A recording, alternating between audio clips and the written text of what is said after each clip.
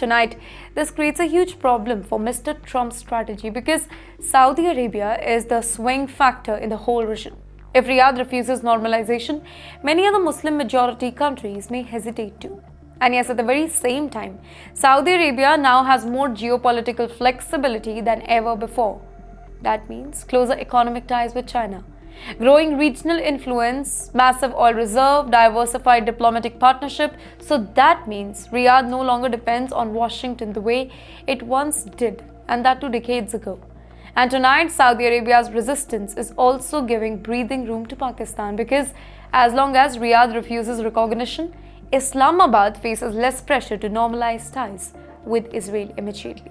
And this kind of reveals a major shift that is happening globally.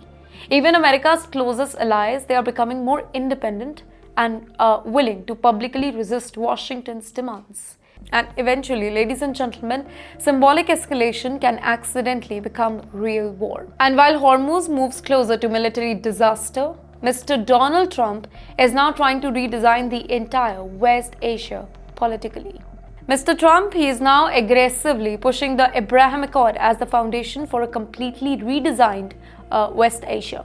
According to reports, Mr. Trump believes that expanding the Abraham Accord, it could stabilize the Iran conflict while building a regional alliance centered around Israel, Gulf powers, and American influence.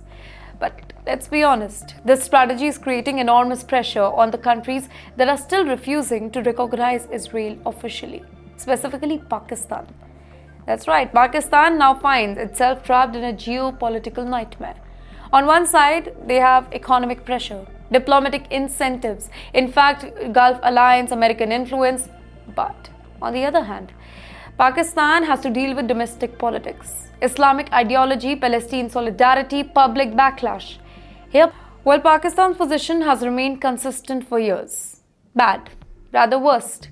Islamabad says it cannot normalize relationship with Israel unless Palestinians receive a viable independent state with East Jerusalem as its capital.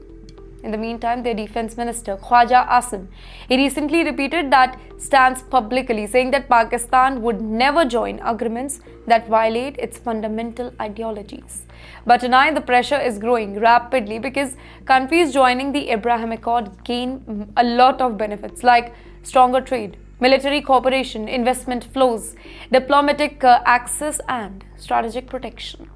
Mr. Trump, he reportedly wants recognition of Israel to become the political entry ticket into the future regional order.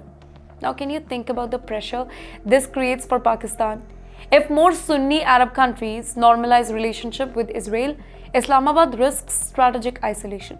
But if Pakistan suddenly recognizes Israel without any Palestinian statehood, domestic outrage could explode politically. Tonight, Pakistan is standing between two dangerous choices: risk isolation internationally or risk instability internally. And one country that may ultimately decide how long Pakistan can resist, that is Saudi Arabia. That's right.